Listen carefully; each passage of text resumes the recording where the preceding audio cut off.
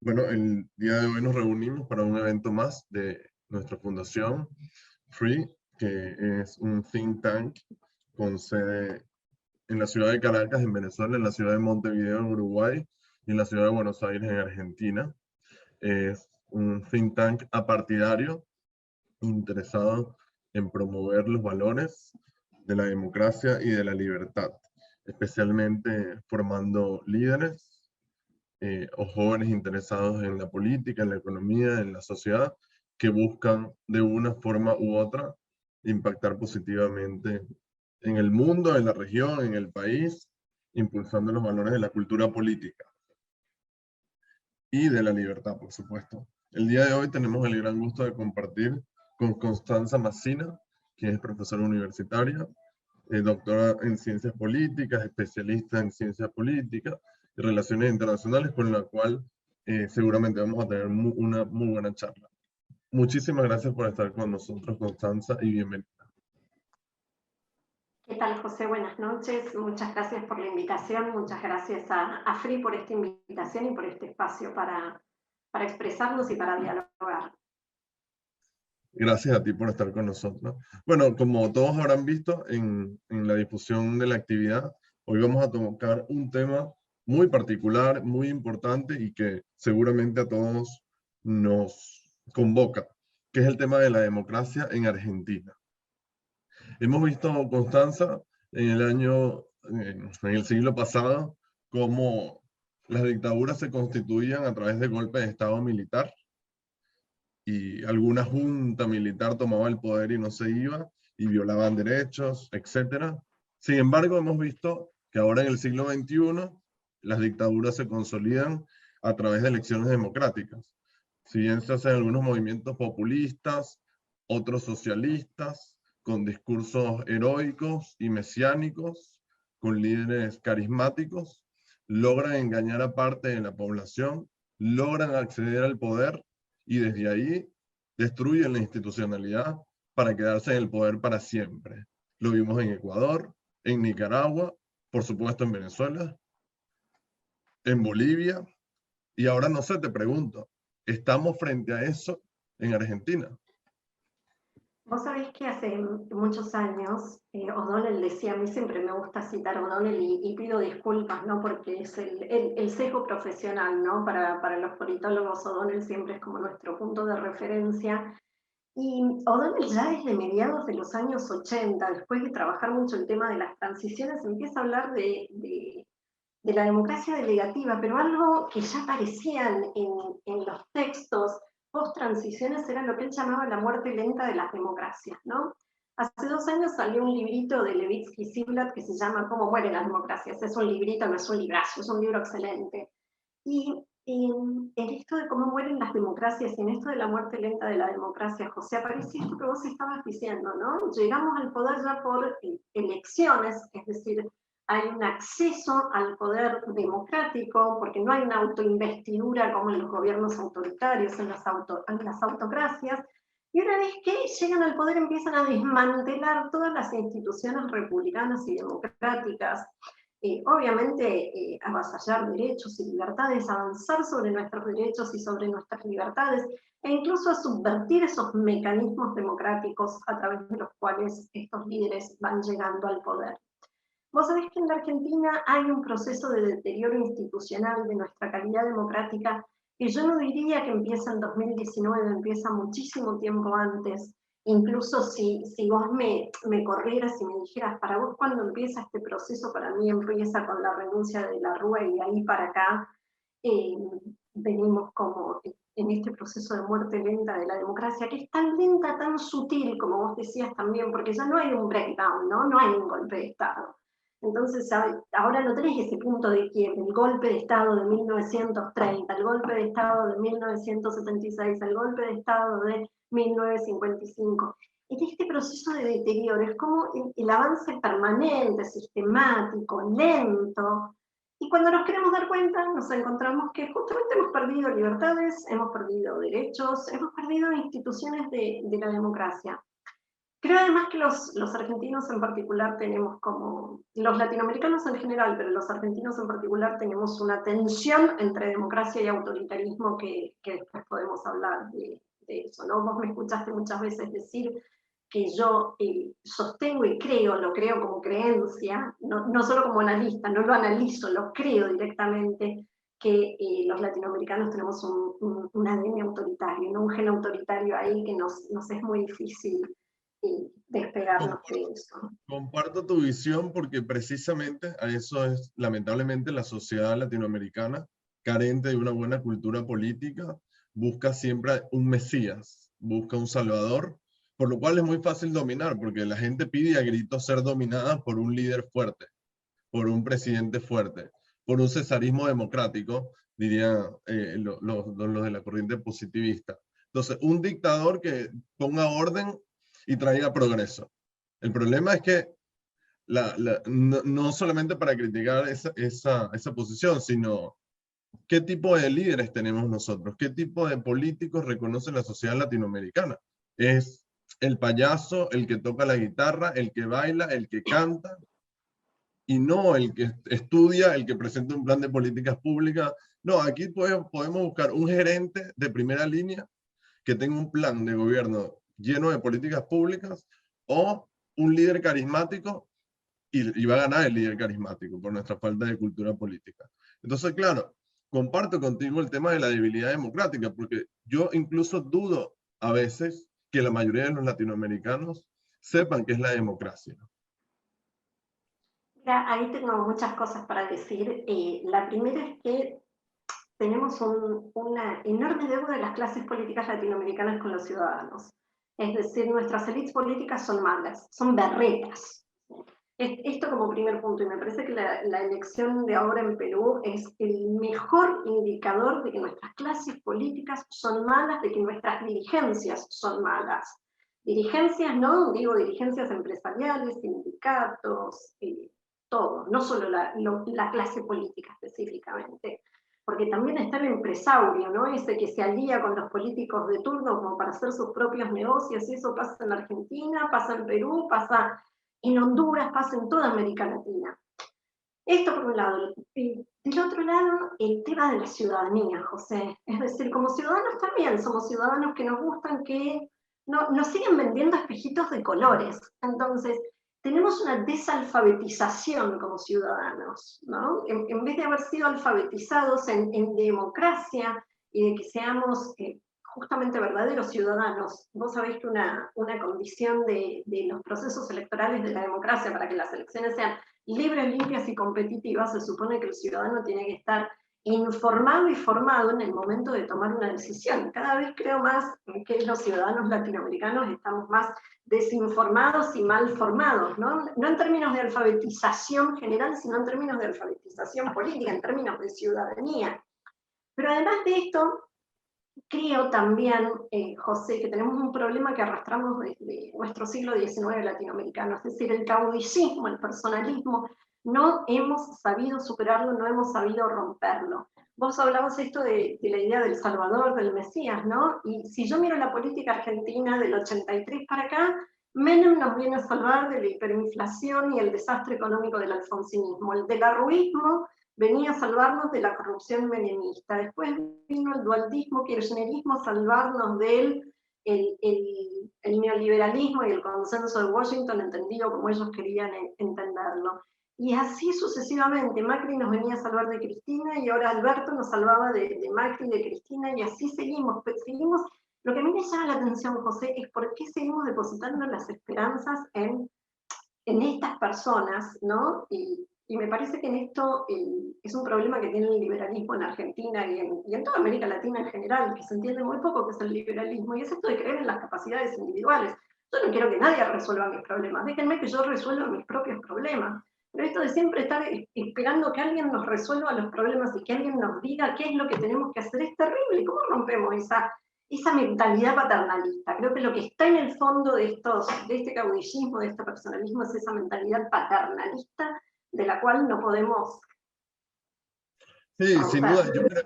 Yo creo que ese quiebre va a ser cuando realmente, y yo creo que esto es una responsabilidad de todo el ámbito social, empecemos y nos enfilemos en el cambio cultural, porque si no cambiamos la cultura, como te digo, podemos buscar el mejor candidato posible para ser presidente y no lo van a ver como un líder, porque la mayoría de la sociedad no lo reconoce, no lo conecta con el líder que ellos creen que debería ser su líder, por desconocimiento político, no por ignorancia. Y no estoy hablando ni de ricos ni de pobres.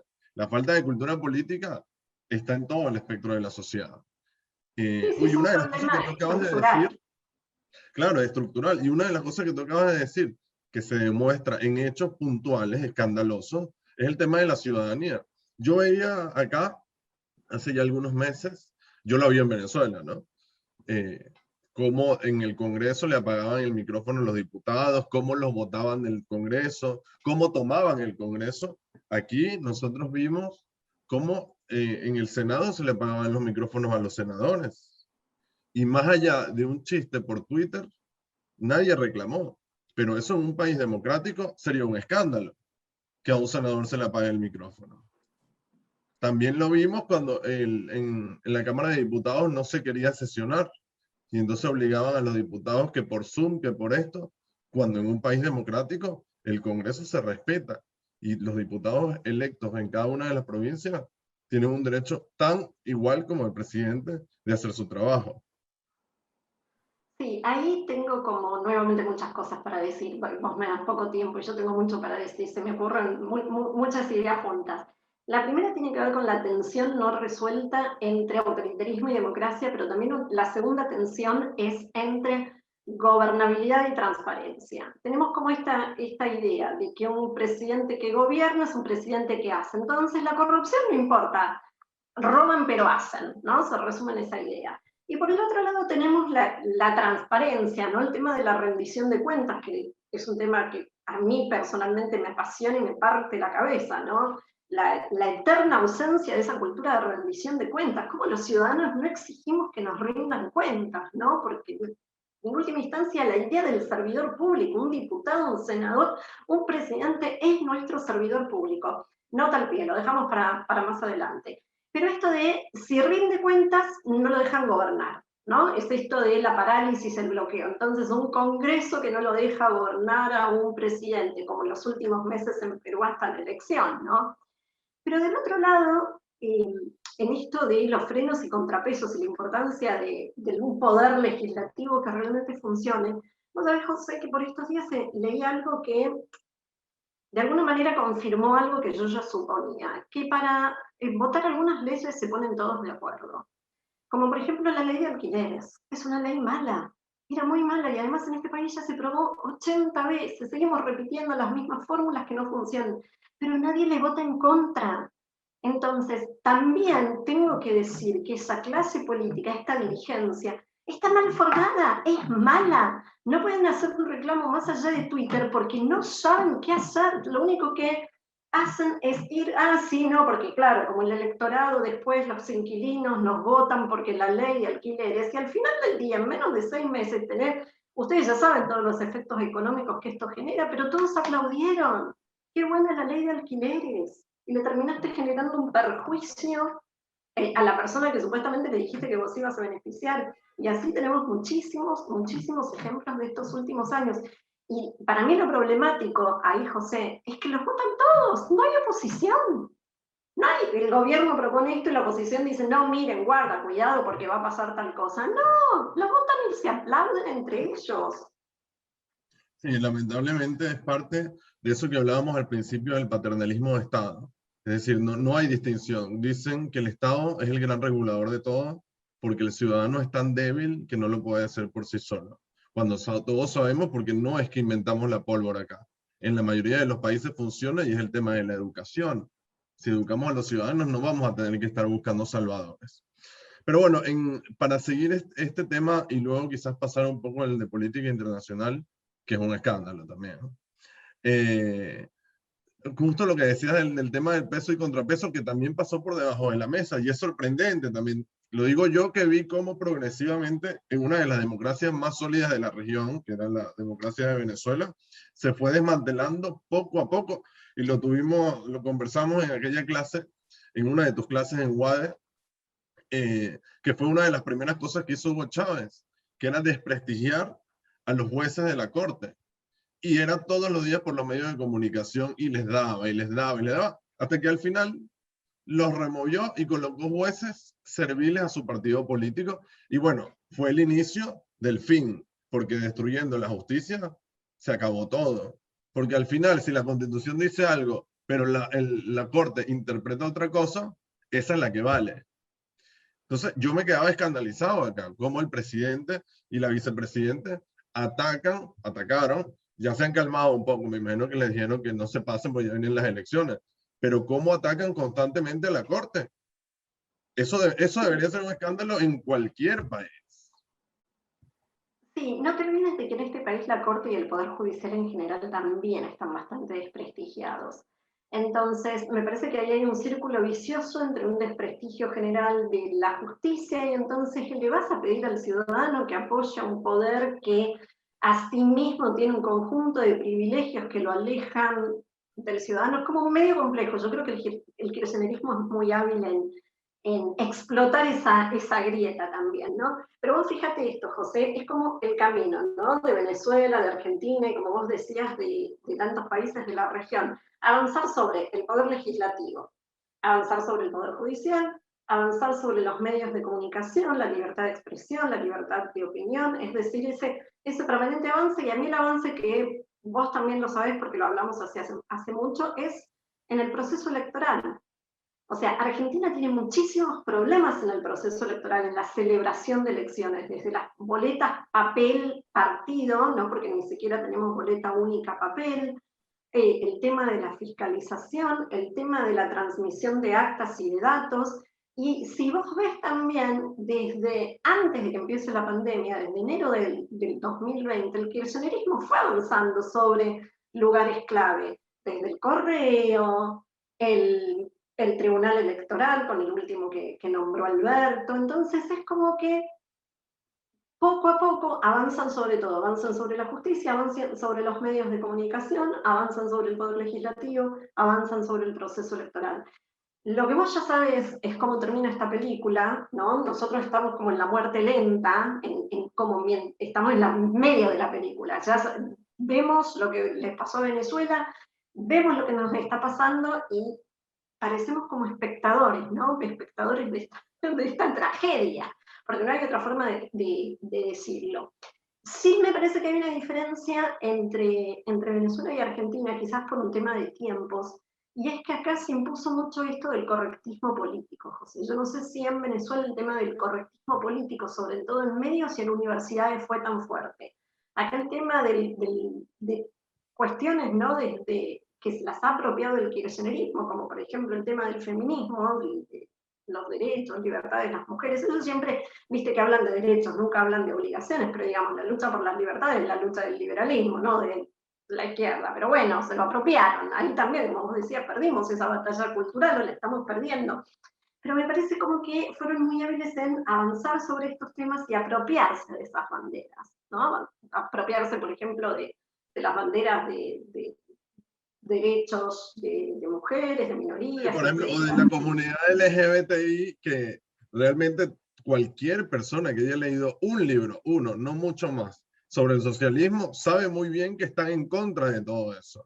Están en contra de todo eso porque el hombre que ellos conciben, el hombre nuevo, es el hombre trabajador del campo. Y como decía el Che Guevara, los hombres homosexuales no pueden trabajar en el campo. Así que hay que mandarlos a trabajar al campo para que se vuelvan hombres.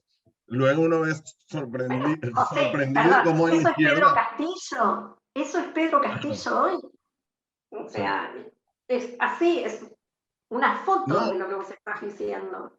no, y es que yo la otra vez lo estaba escribiendo por Twitter y no sé si será mucho o poco, pero es lo que creo y es lo que pienso y lo voy a mantener. Aquí estamos viviendo una nueva ola de fascismo en América Latina y están disfrazados de progresistas y de socialistas que vienen a decir que son progresistas, que los derechos y no sé qué, y luego te hacen listas de periodistas, como sucedió aquí en Argentina hace 3 días, que hicieron una lista negra de periodistas y de opinadores de Twitter que hablan mal del gobierno. Eso era la Gestapo.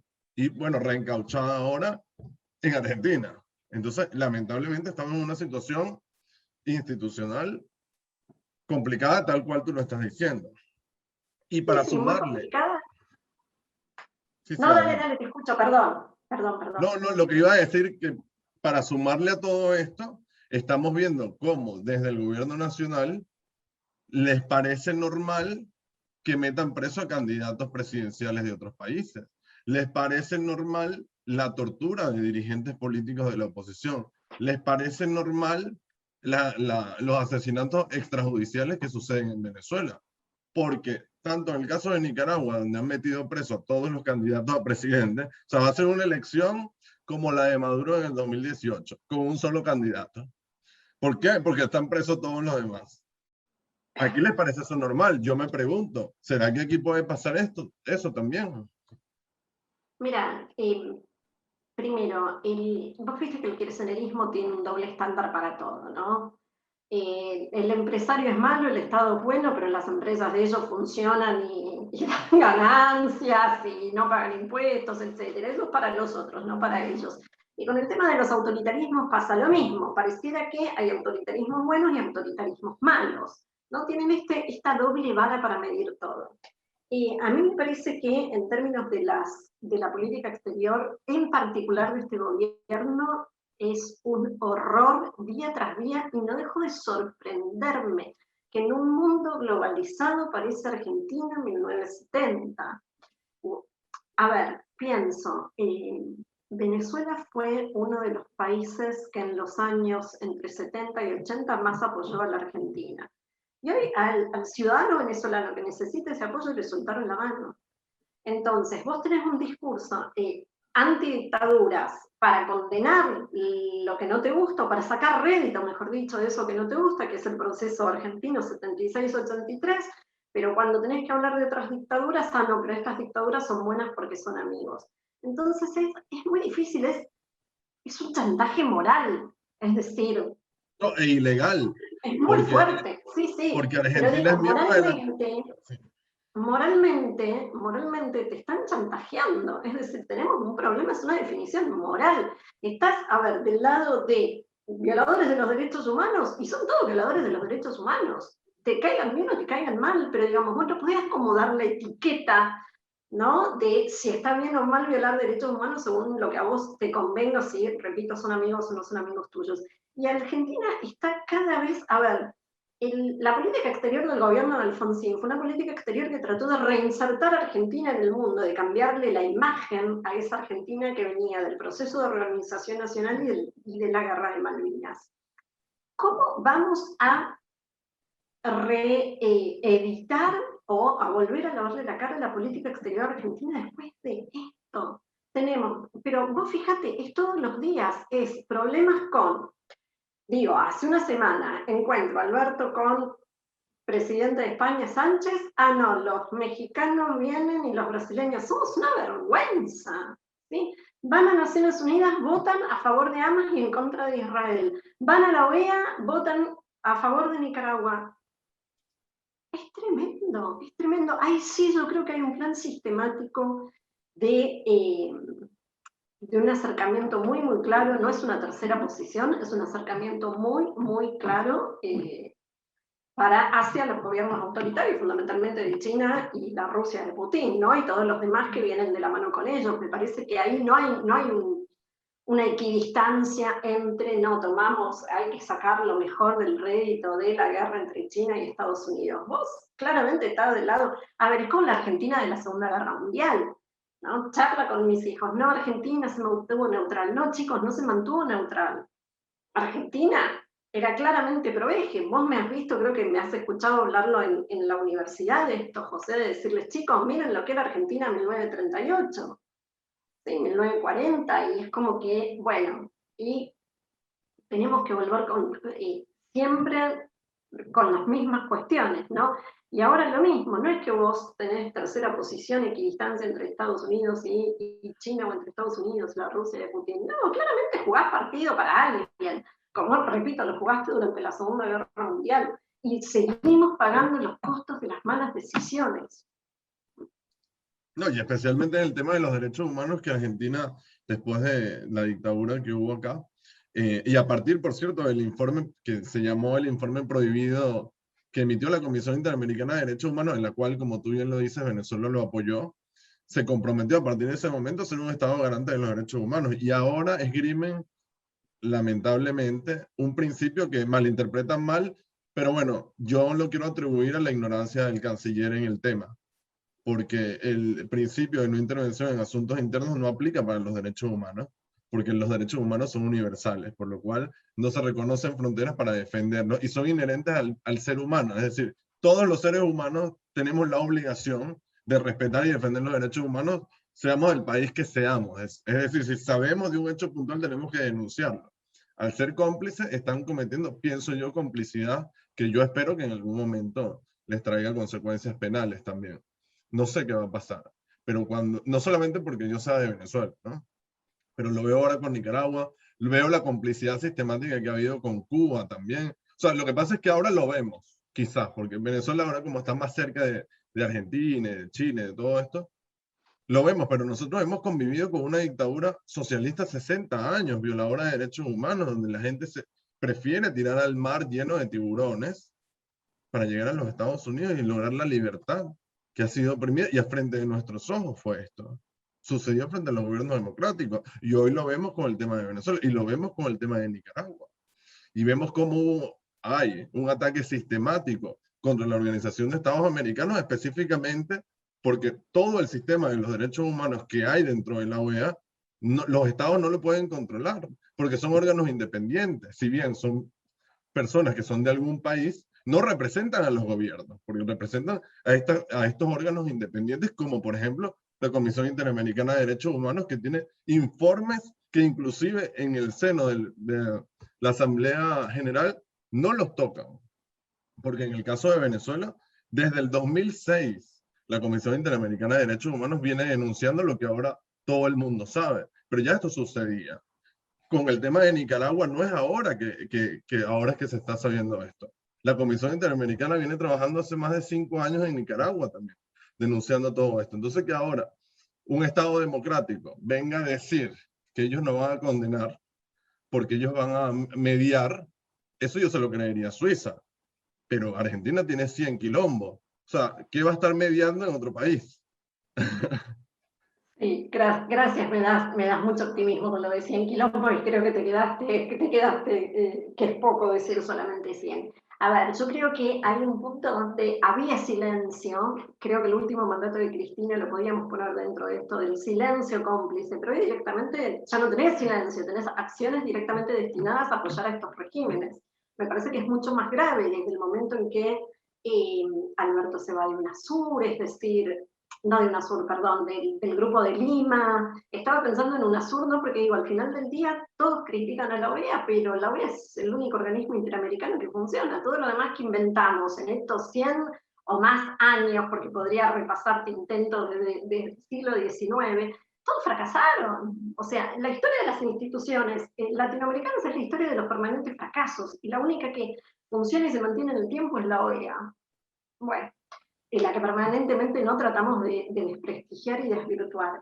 Estos gobiernos populistas, su tarea es destruir la OEA, porque hay instrumentos dentro de la OEA, como la Carta Interamericana para la Democracia, la Carta Interamericana Democrática, que precisamente juzga a gobiernos dictatoriales, como lo acaba de hacer con Nicaragua, con el voto salvado de México y Exacto. Argentina. Y que además Pero, dice que es democracia, y que es muy claro, claro el decir que es democracia, y donde no, y justamente no te dice que democracia solo es elecciones. El problema es que todos estos regímenes, vos fíjate que se agarran de la idea de democracia es igual a elecciones, y democracia no es solamente igual a elecciones, las elecciones es una condición necesaria pero no suficiente para que podamos hablar de democracia. Y la Carta Democrática Interamericana tiene el tema de los derechos humanos y el respeto a los derechos humanos, libertades, etcétera, como definición de qué es la democracia. Obviamente no les conviene, pero creo que también, y la otra vez me parece que nosotros dos lo hablamos en algún café nuestro, cómo Cuba ha sido tan hábil para exportar un modelo como exitoso, ¿no? Es decir, realmente, cómo han trabajado en...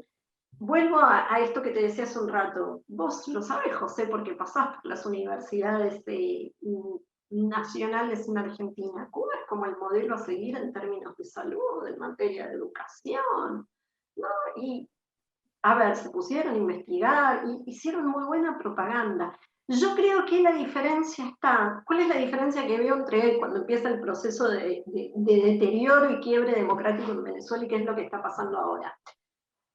En el mismo sentido, no veo una clase política, una clase dirigente que esté preparada ni que esté a la altura de las circunstancias. No. La única diferencia que yo veo de aquel momento a este, José, es esto. Son las redes sociales. ¿Sí? Hoy nos enteramos mucho más rápido de qué fue lo que hizo Argentina ayer con Nicaragua y qué fue lo que hoy dijo y qué pasó en Salta, que no, o lo que pasó en Pergamino, porque nos enteramos lo de Pergamino primero por Twitter, antes de que algún medio lo levantara. Después los medios medio como que se están viendo obligados a levantar temas que se meten por Twitter, porque si no, no los O lo que levantarían. sucedió ahora con Infran, lo que sucedió con Infran, las violaciones de los derechos humanos acá. Porque no solamente que Argentina está siendo cómplice de dictaduras de la región, está siendo cómplice de violadores de derechos humanos en Argentina. Digo el gobierno, ¿no? El gobierno de Argentina está siendo cómplice de violadores de derechos humanos en Argentina, como el gobernador Infran, ¿no? Sí, y yo te diría como muchos otros gobernadores, porque hay algo que no nos termina de entrar en la cabeza, y son estas autocracias provinciales, ¿no? Porque esto de las familias políticas, Infran no es el único. Digo, nos enteramos porque quizás fue el más, el que más se excedió, ¿no? El más obsceno. Pero no es el único, digamos, donde nosotros podríamos decir hay un proceso de desdemocratización o de erosión a la democracia, de abuso de poder o de violencia, porque también está el tema de la violencia, y la violencia que hay en muchas provincias, violencia contra los opositores, violencia contra medios de comunicación, y que acá no nos enteramos y los medios de alguna manera, no sé, lo tapan, no lo levantan, o la gente mira para el costado. Sí, bueno, si quieren vamos a empezar a leer algunas preguntas que están llegando. Yo tengo un par de preguntas más, pero me gustaría darle la oportunidad a las personas que nos están acompañando hoy.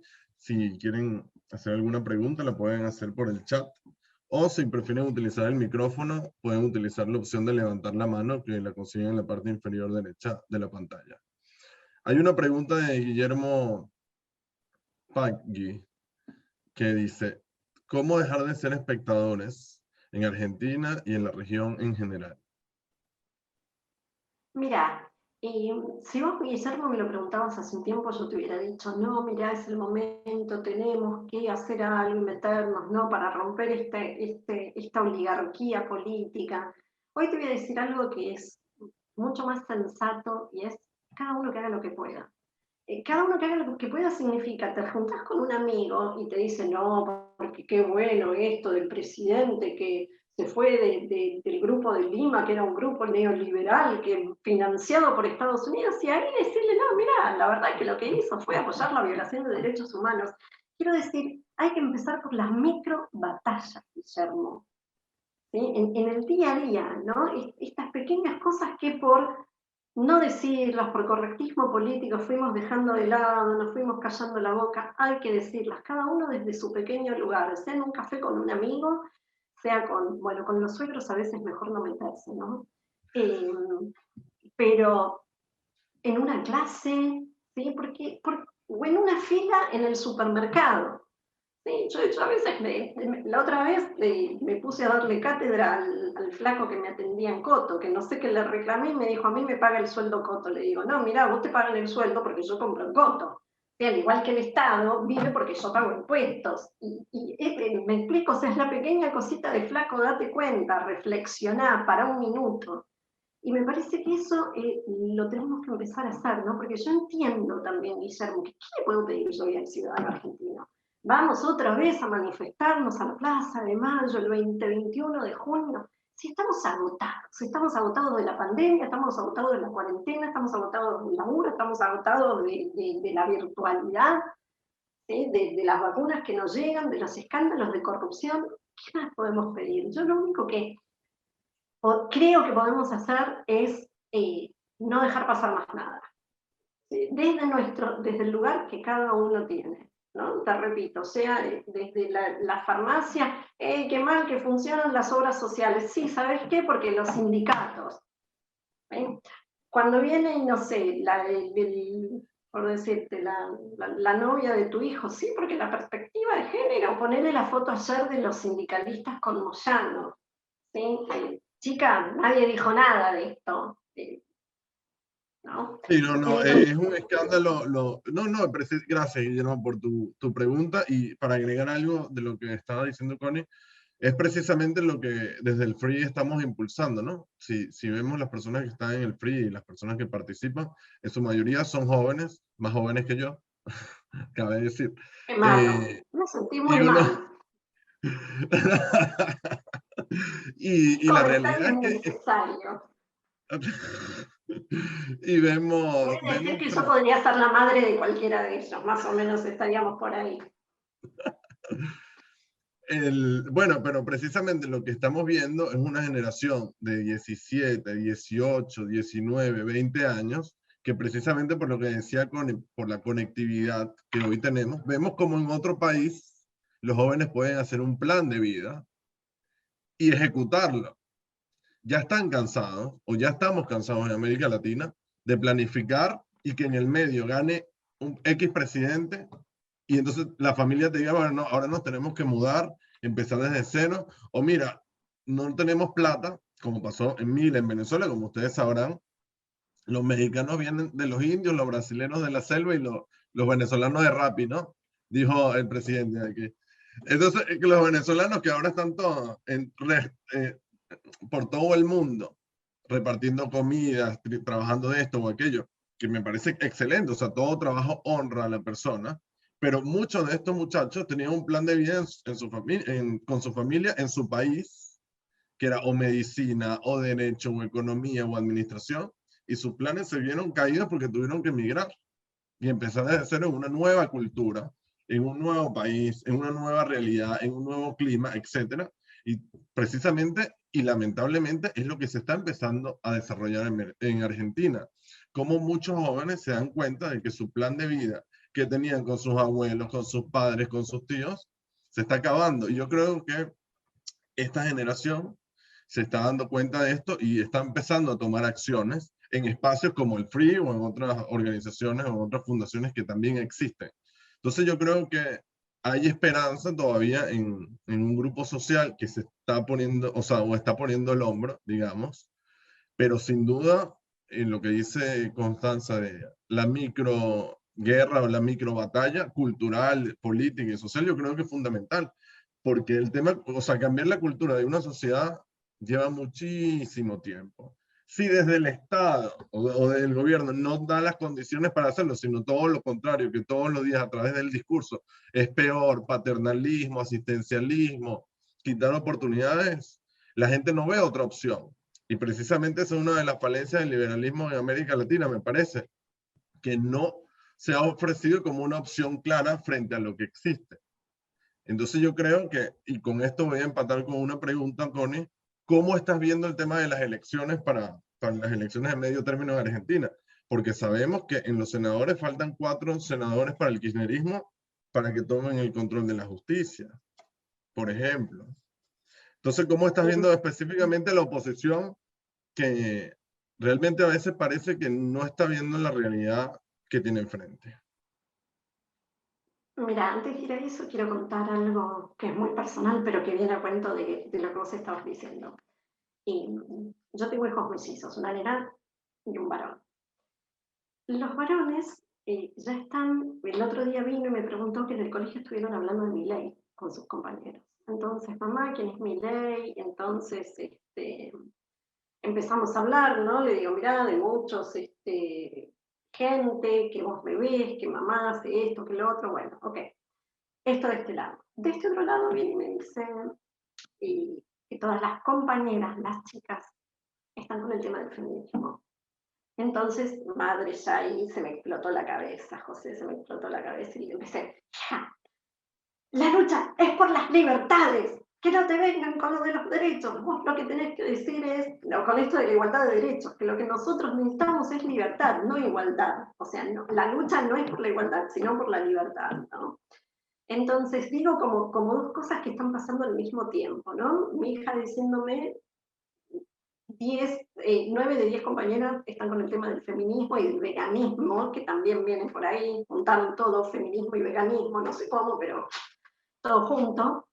Y noto que los chicos, que los varones vienen con el tema de qué está pasando, ¿no? Y también como una reacción a este feminismo que los increpa, ¿no? Que los corre, ¿no? Porque eso también está ahí se está haciendo como una grieta bastante complicada, quedaría como para otra charla, pero yo creo que hoy esta adolescente es mucho más complicada, no por la pandemia, sino porque si un chico le habla a una chica, entre que la está acosando y bueno, un montón de cosas, lo dejamos ahí. Elecciones, ¿cómo lo veo? Muy preocupada por esto que te decía. ¿Qué es lo que me preocupa? El fraude sistemático. Perdón, si vos me preguntabas hace un mes o 2 meses, yo te decía, me preocupa el fraude sistemático. El peronismo es muy hábil haciendo toda forma de fraude, ya lo sabemos. Ahora me preocupa la oposición. ¿Qué oposición? ¿Sí? Noto que la oposición del lado de Juntos por el Cambio, con o sin los referentes o pequeños partidos liberales que han surgido, es como otro, no, ni siquiera es un catch-all, ¿no? Es como otro. Están siempre en campaña, muchachos, ocúpense de lo que hay que ocuparse y después se ponen en campaña. Mira, hay un problema que tiene la política argentina para mí, José, y es el siguiente. Si yo vos te elijo, supongamos, diputado por 4 años, en el respeto a ese pacto, que es que vos sos mi representante, yo debería tener una forma de exigirte que vos te cumplas con los 4 años. Y no que a los 2 años digas, ah, no, pero yo ahora voy a ser candidato a senador, o voy a ser candidato a gobernador, o voy a ser candidato a diputado provincial, ¿no? Entonces me parece que hay un acuerdo tácito entre representante y representado que debería ser respetado. El problema es que mientras que vos sos diputado ya estás ahora haciendo campaña para otra cosa. El problema además es que nuestro sistema no te obliga a renunciar tampoco, entonces siempre tienen como un plan B. Pero además del plan B, me parece que es un problema fundamental esto de, bueno, si sos esto, dedícate a hacer tu trabajo y, digamos, no salí de la lucha partidaria, sino están permanentemente en campaña. Sí, en este año 2021 necesitaríamos que hubiera gente, ¿no? Gobernantes hoy pensando en cómo solucionamos donde estamos, y lo único que están haciendo son las cuentitas de cómo le dan los puntos, los votos, ¿sí? Y eso también es terrible, y de los dos lados lo digo, ¿eh? Cristina salió otra vez a hacer campaña a Provincia de Buenos Aires porque a Kicillof creo que ya está por el piso la imagen de Kicillof.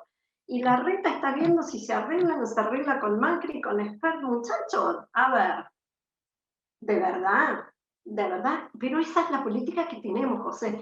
Y el problema que viene asociado con esto es que cuando jóvenes como vos, por ejemplo, si vos te despuntaras en cualquiera de estos partidos, vamos a poner desde el radicalismo, Cambiemos, o incluso desde el peronismo, te pisan la cabeza, porque tampoco dejan que los nuevos liderazgos emerjan. ¿Qué es esto de que me quieren volver a poner a María Eugenia Vidal en la ciudad de Buenos Aires? ¿En serio? ¿En serio es lo mejor que tenemos? De verdad. Digo, de la mano de esa falta de renovación, ¿no? Porque, a ver, del lado del liberalismo me lo traen también a López Murphy. Entonces, digo, por donde miro tenemos problemas. No es que digo, ay, sí, estoy esperanzada y soy optimista respecto de esto. Sí, bueno, y era lo que hablábamos al principio, me parece, el tema de la falta de una buena cultura política, porque la sociedad reconoce eso, no hay más, o sea, no tenemos la capacidad de exigirle más a los políticos o a los que reconocemos como políticos, que en muchos casos, y yo haría una generalización, no son líderes, sino que son personas con mucha exposición pública.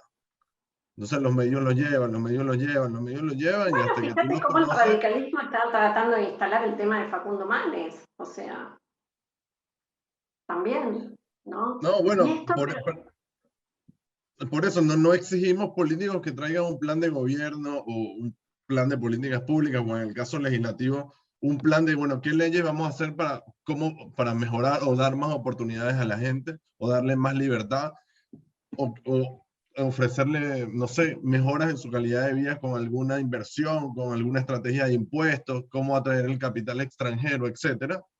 Sino aquí estamos buscando gente con mucha exposición, que salga en la tele, que salga en esto, y la gente reconoce a eso como un líder político después. Pero es en toda América Latina, ¿no? No solamente aquí. Sí, sí, sí, José, lo que vos decías, el que mejor toca la guitarra, ¿no? El que tiene más seguidores en Twitter.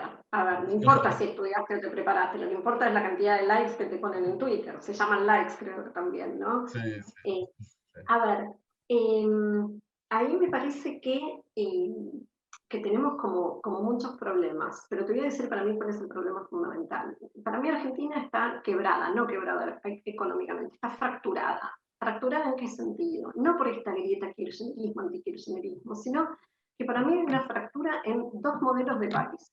¿Qué país queremos?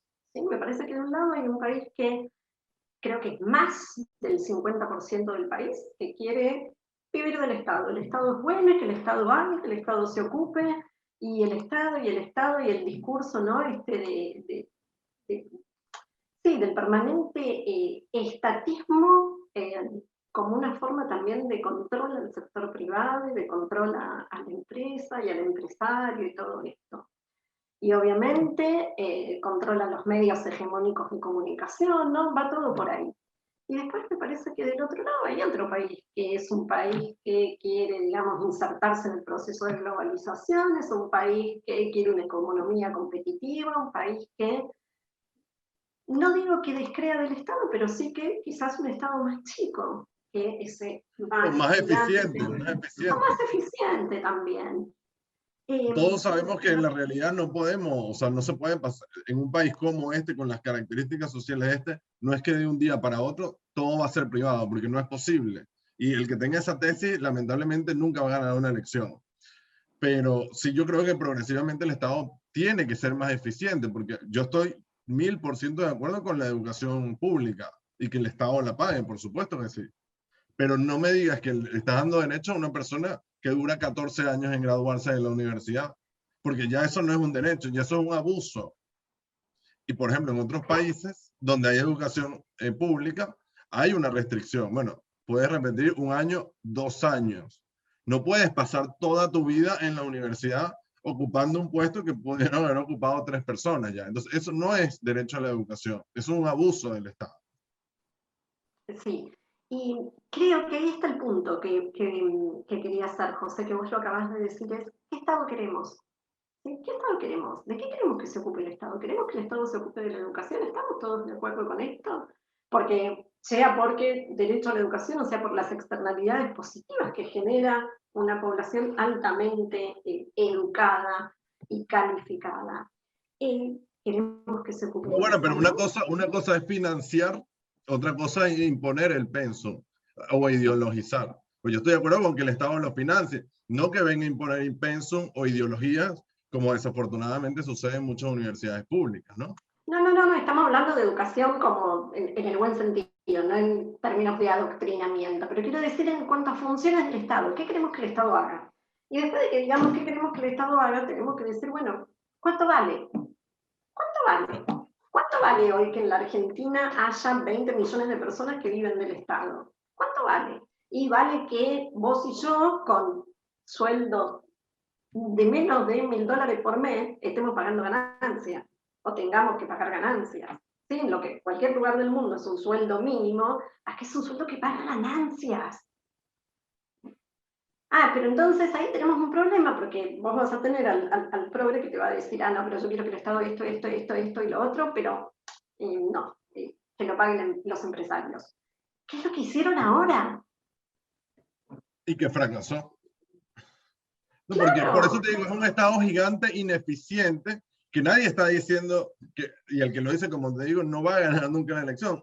Pero no, no es que el Estado tiene que pagar todo, pagar todo. No, no, que pague lo que tenga que pagar y progresivamente ir avanzando, ir evolucionando y viendo en qué queremos el Estado, en qué no lo queremos, en cosas básicas que yo creo que el Estado debería estar en garantizar la salud y la educación. Ahora que me vaya a poner el precio de los fideos en la góndola, me parece una locura. O sea, es un Fue a medir las sinsentido. góndolas. A medir Claro, las góndolas, viste que fue con el centímetro. Y esa chica nos sale una fortuna, y toda su estructura burocrática nos sale una fortuna. A ver,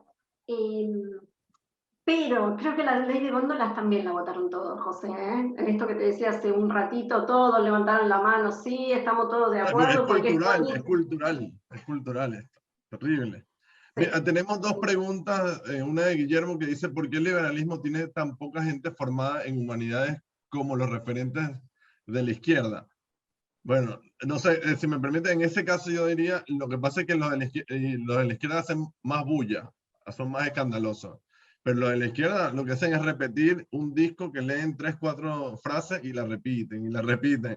No sé qué tanta formación tendrán. Sí, Pero yo ahí bueno, a ver, la leí hace un ratito, Guillermo, cuando pusiste la pregunta y me quedé pensándola. Y creo que la diferencia está en que en una carrera como económicas vos tenés como distintas voces y distintas opciones. En ciencias sociales hay como un discurso único y una uniformidad, una homogeneidad insoportable. Yo te lo voy a decir como, bueno, ya sabes, como politóloga, la verdad cada vez se me cierran más espacios. Y es increíble porque es esto que decíamos hace un rato con José, como la voz disidente te van corriendo, te van corriendo, te van corriendo. Entonces, en todos lados, universidades públicas, privadas, nacionales, la que vos quieras, está la bajada permanente y la repetición siempre de lo mismo. Con los años yo trato de dar más clases de posgrado que de grado, pero sobre todo por una cuestión de paciencia. Pero cuando doy clases en grado, llegan alumnos de tercer o cuarto año de la carrera y vos le preguntás qué es la democracia y, digamos, no te dicen, en democracia es también Estado de Derecho, democracia es frenos y contrapesos, democracia es libertades. ¿Sí? Te dicen, no, la democracia es el procedimiento para elegir quiénes son los representantes. ¿Sí? Bueno, pero ¿y qué más? ¿No? Entonces, me parece que en términos de economía tienen mejores trabajos, entonces también tienen más prensa, ¿no? Esa también es parte de la realidad. Eh, pero también en humanidades hay mucha homogeneidad porque hay mucha imposición cultural. ¿Sí? Hoy, digamos, tener una voz disidente en términos de ciencia política, relaciones internacionales, es muy difícil. José también lo es muy sabe porque él poco, es da muy su poco. lucha, Yo digamos, desde hijo de... recientemente compartí, no voy a decir la universidad para no, o sea, pues no corresponde, pero hay una universidad pública importante del país a la cual le propuse un artículo rechazando, desde el punto de vista del análisis internacional, la postura de Argentina frente a retirarse de la denuncia ante la Corte Penal Internacional por el tema de Venezuela, y no lo publicaron. Y no lo publicaron, y es una universidad pública que se paga con el impuesto, los impuestos que todos pagamos, pero precisamente, y Entonces, es y un ahí no hay centro que se debate. encarga de estudiar América Latina. Entonces, se encargan de hacerle promoción, es al Foro de San Pablo y al Cartel de Puebla. ¿Es que se llama el Cartel de Puebla? El Cartel de Puebla. Es el Grupo de Puebla, pero El como está grupo de financiado Puebla. por el... Claro, pero como está El financiado por narcotráfico el es el cartel. narcotráfico, claro. Esta parte No, después es de él, yo no lo dije. no, Después está cuando Jorge financiado lo por el, dijo, lo dijo está, José. está financiado por el narcotráfico. Samper viene del financiamiento del narcotráfico. No es un secreto para nadie. Hay que leer 2 minutos la historia de Colombia y se sabe. Y quién está financiando. O sea, bueno, esto es para otro tema, pero modo informativo. Dato curioso. La triangulación de la cocaína de Venezuela es Venezuela, República Dominicana, México. Y es público. Y precisamente por eso es que la DEA tiene un operativo desde hace como un año en el Caribe, porque están viendo cómo detienen esto. El problema es que los aviones van por los territorios de estos países, porque la frontera marítima de Venezuela llega hasta República Dominicana, entonces no pueden hacer nada. Así que bueno, vamos con una última pregunta de Gerson.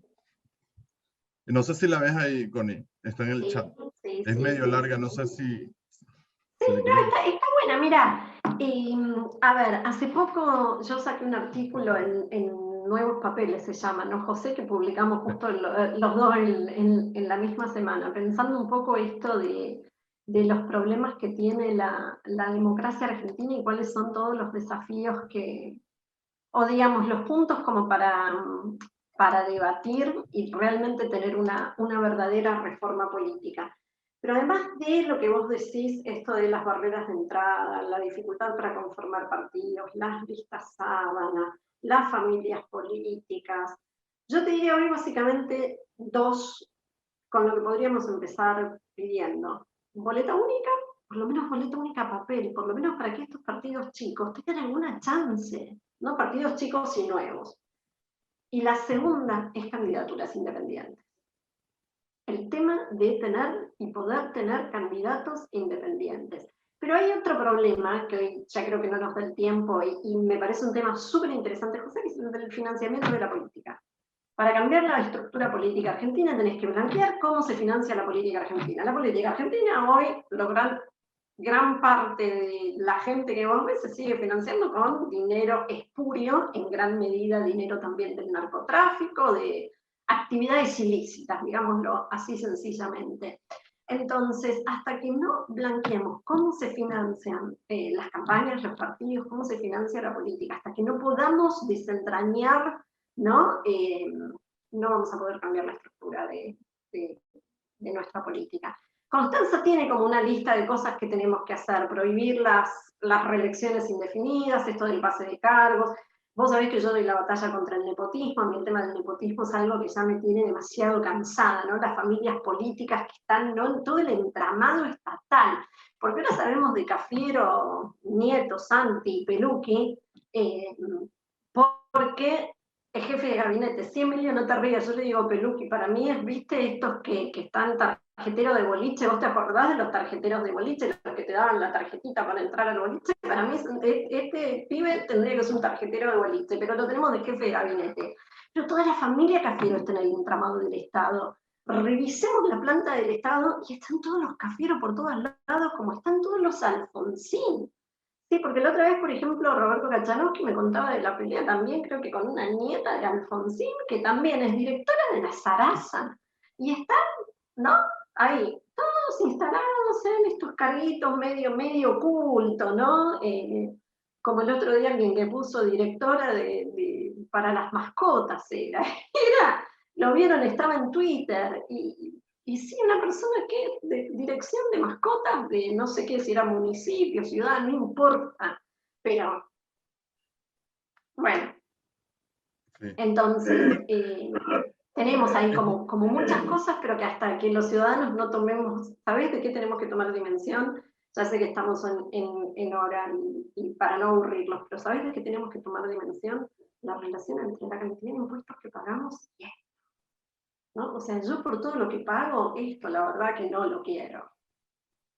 Claro, no, y yo creo que el gran desafío es que los ciudadanos tomen su rol responsable dentro de toda esta estructura, porque no podemos seguir, y esa es la gran diferencia entre nosotros y los países desarrollados, que aquí los ciudadanos le entregan toda la responsabilidad al primer político que le dice que va a solucionar todo y no se hace cargo. Y entonces, claro, este tipo que le damos superpoderes hace lo que quiere, pues, luego sale mal y nos quejamos, pero no, somos muy frescos, somos muy dados, porque en la realidad en América Latina no hemos tenido ningún problema, más que los corruptos estos que tenemos y una que otra dictadura que, bueno, que ha sido un desastre. Pero no tenemos bombas, no tenemos familias desplazadas, no tenemos, bueno, ahora con lo de Venezuela y lo de Cuba, ¿no? Pero no desplazadas como en Siria o en la Segunda Guerra Mundial, o lo que sufrió Japón, lo que sufrió Corea del Sur. Aquí estamos muy frescos y yo no quiero creer que nosotros tenemos que llegar a un punto crítico como ese para entender que tenemos que ser responsables de nuestras sociedades. Quiero creer que no va a ser necesaria una guerra. Pero aquí, o sea, lo que ha sucedido en Perú, después de ver todo lo que ha sucedido en otros países con modelos comunistas, la realidad es que a mí me hace pensar que realmente nosotros somos unos ignorantes. O sea, pero no por el hecho de que hayan ricos, pobres, no, no, no. Olvidémonos de la clase social. Vamos al tema de ciudadanos. Una persona que te diga, no, que, bueno, aquí acaba de suceder, creo que fue el ministro, el secretario de la deuda, ministro de Economía, pero con cargo real, secretario de la deuda, que acaba de decir que ellos en ningún momento han planteado bajar los impuestos. Yo digo, pero ¿hasta cuándo le van a cobrar impuestos a la gente? Entonces, la realidad es que yo creo que si la gente no se da cuenta que ya estos populismos, y ojo, de derecha o izquierda, ¿no? También hay populistas de derecha, no van más, nosotros estamos condenados a estar en un ciclo de decadencia eterna. A la repetición, sí. Sí, Como hoy te decía José antes de empezar, y si querés ya para cerrar, sí. yo que tengo más años que muchos de ustedes, eh, me siento viviendo no en 1984 de Orwell, que este kirchnerismo es 1984 de Orwell, me siento viviendo en 1987, ¿no? En aquellos años de proteccionismo, de inflación, de no saber qué pasaba, de que nadie sabía cómo se resolvía, de que no sabía si Alfonsín terminaba, no terminaba, ¿no? Siento que estoy igual que en 1987. Me acuerdo que, y es lo último que le digo, te lo prometo, cuando llegaron las papas fritas Pringles en los primeros años de los 90, hoy no hay ni papas fritas Pringles por acá, José, 1987. Sí, bueno, lamentablemente es eso, ¿no? La incertidumbre, el clima político. También el presidente dice cualquier cosa y es un escándalo, cualquier cosa que se diga en el gobierno lo pone en jaque, como el director del COVAX para América Latina, hizo un comentario de 8 segundos y fue un escándalo, un terremoto político, precisamente porque la sociedad no tiene confianza en el gobierno. E independientemente yo esté en contra o a favor del gobierno, digo políticamente, me parece que es un escándalo que un país esté liderado por un gobierno que no tiene la confianza de los ciudadanos. Eso habla mucho de las falencias como ciudadanos que tenemos y de la falta de cultura política y de que tenemos que empezarnos a hacer cargos nosotros y no esperar que otros vengan a resolver nuestros problemas. Así que bueno, nada, Constanza, muchísimas gracias por tu tiempo y por haber compartido con nosotros esta conversación y espero que sea la primera de muchas en el Free, porque específicamente nosotros estamos trabajando para promover las ideas de la libertad, para promover la responsabilidad ciudadana, para mejorar la cultura política, tanto de Argentina, de Uruguay, de Venezuela, como de América Latina. Así que muchísimas gracias por estar con nosotros. José, muchas gracias a vos, muchas gracias a Free y a todos los que nos acompañaron, porque esto también es hacer una diferencia. Un jueves a las 8 de la noche estar eh, charlando de estos temas y compartiendo este rato también, hacemos como esas pequeñas diferencias que van a ir cambiando las cosas. Así que muchísimas gracias, José. Gracias a ti nuevamente y muchísimas gracias a cada uno de ustedes por haberse sumado. Esta conversación estará disponible en las redes sociales, así que si la quieren volver a ver o comentar, lo pueden hacer por ahí. Gracias por su tiempo y gracias por estar ahí.